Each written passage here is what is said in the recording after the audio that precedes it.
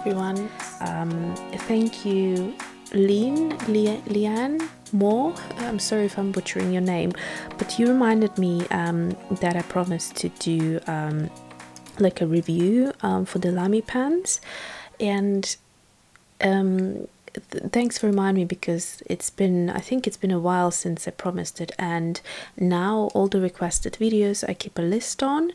But those that I have promised a while ago, but I haven't done them, please do not hesitate to remind me, just because the more subscribers I get, the more requests I get. It was just hard to keep on top, but like I said, so these days I'm keeping a list of the videos that have been requested, so I can film some of those videos for you. So today I'm going to do two illustrations with these two pans. So this is the only two Lamy pans that I have. So the black one is like a sort of like a matte looking, so it's not glossy, black, or like a charcoal dark gray, something like that. I will leave all the links below, so I'll find this pan on Amazon. I bought both of them on Amazon. And so this one is a fine nib, so if I open it I'll quickly show you. It's got a black nib, and when I was ordering it I thought that the fine nib would be more than fine, but it's great for writing, but I do find that it's a little bit too thick for my liking for illustration. But that's pure style related and taste related. So the ink that I have inside this pan is a Lamy ink, and I bought a bunch of cartridges of black Lamy ink that I just insert, and that is it, so it's easy. And those are the only cartridges that I bought, just because I tend to go through them very quickly. The ink that's deposited when you write, and I tend to write everything with this pen, like all my notes. I keep all the info of the orders that I place, basically everything. I tend to gravitate towards this pen when writing, so I do run out of it quickly, and I didn't want to go through the hassle of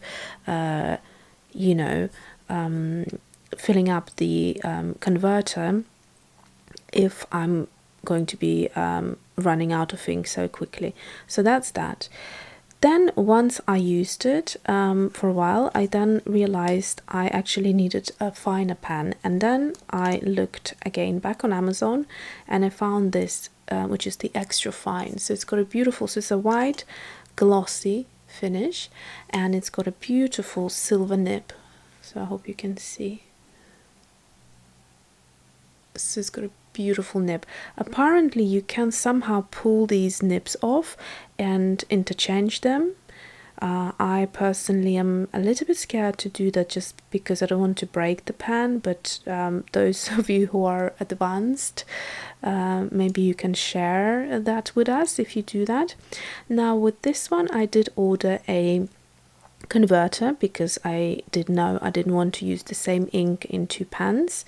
So to come back to the ink from Lamy, it's a water soluble ink, so it dissolves with water completely.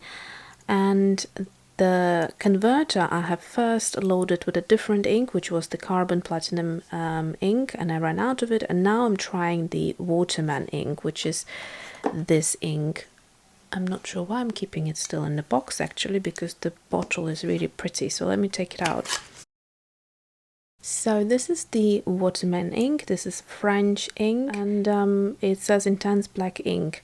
So this one is also water soluble. However, there's a big difference in the two, and that's what I want to show you today. So let's come back quickly to the converter.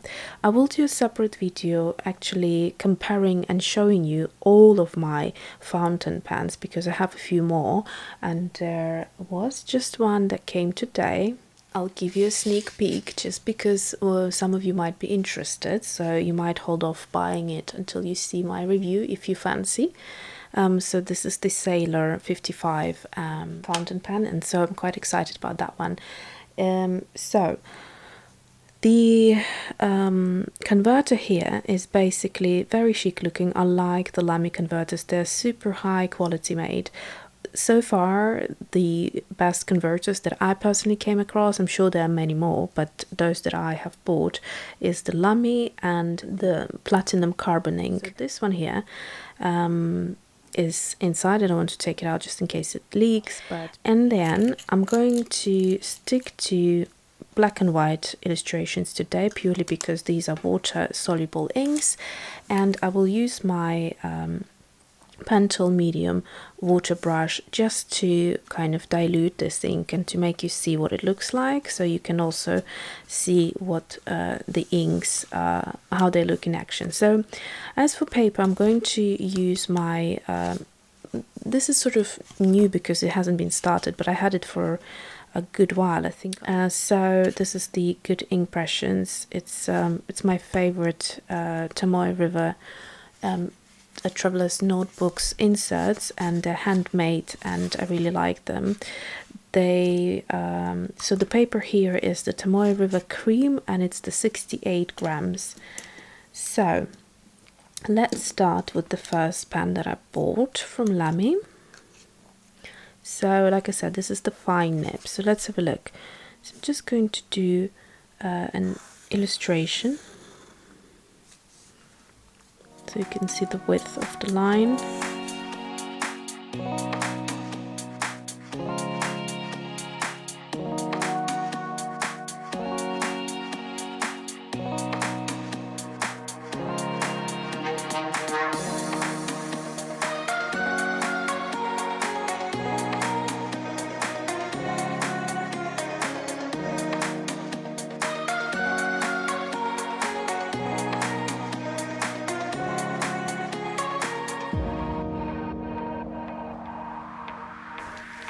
So this is the Lamy ink, and in black, and it's the fine nib.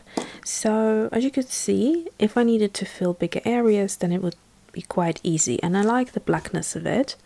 So now let's add some water.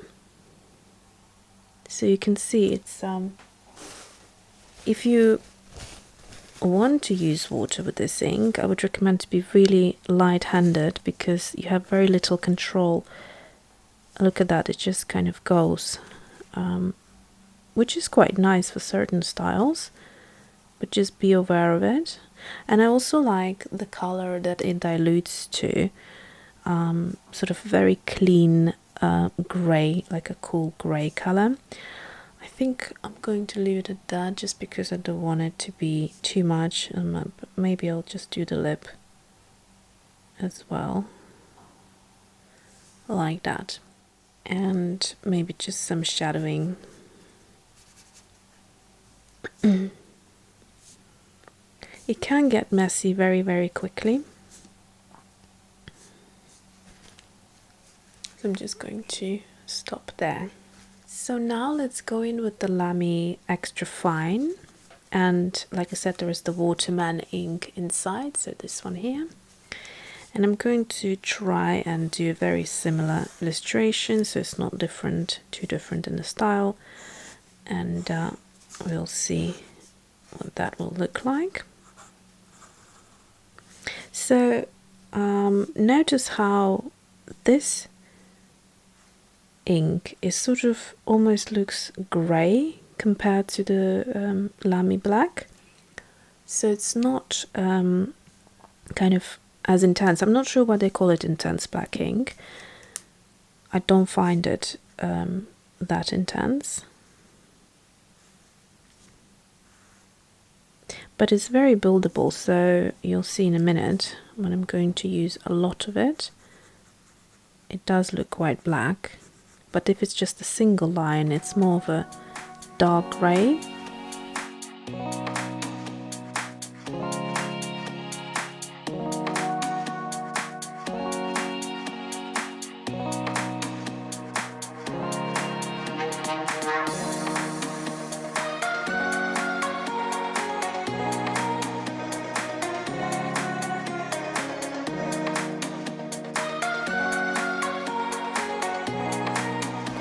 Okay, so now let's see how the inks work. So you've got a bit more time and control over this one. Also, it will depend a lot on the paper as well.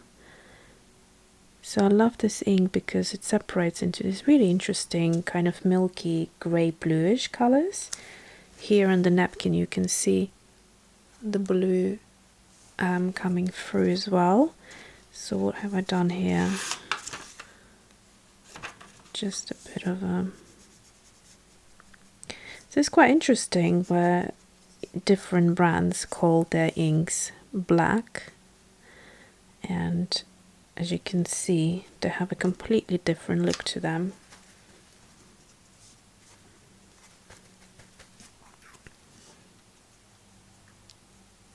Okay, so I'll leave it at that, and you can see how this is really black, like a true black. This one looks a little bit more grayish with once you start actually working with water, it then goes into blues as well. And I hope this helps you to see the difference in the nib. So if we compare the lashes, just the lashes, it's a very minor change in the thickness. Yeah, let me just quickly dry this just so you see the blue come out fully. I mean, it's such a stunning ink, isn't it? And to be honest with you, I love both, just for completely different effects and reasons. It's so monochromatic, this one. So I find with the Waterman ink, you need to give it a couple of minutes for the blue to completely settle and come out, because it starts to come out pretty quickly when you add moisture and when you add water to it, but it's sort of fully developed once it's completely dry. And you can see how blue this area is. It's almost indigo. It's gorgeous color. And I'm going to flip it to the black one so you can see a nice close-up. There you go. Okay, so just before going, I thought I'll swatch these fountain pens, so to speak, out side by side. This is the Clairefontaine paper, so it's supposed to be great for writing. So I just wanted you to see this pen in action on different papers. So this is the width of the line that I get here. And here is the, so that was the fine, and this is the extra fine.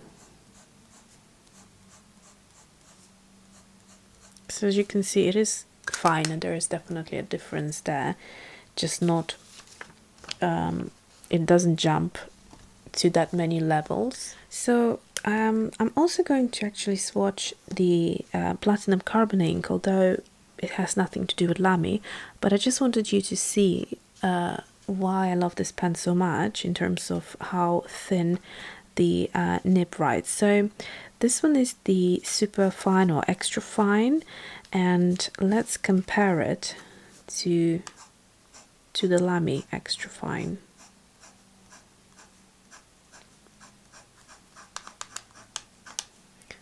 So you can see how much finer this line is. If I do it next to fine, you'll see it even better.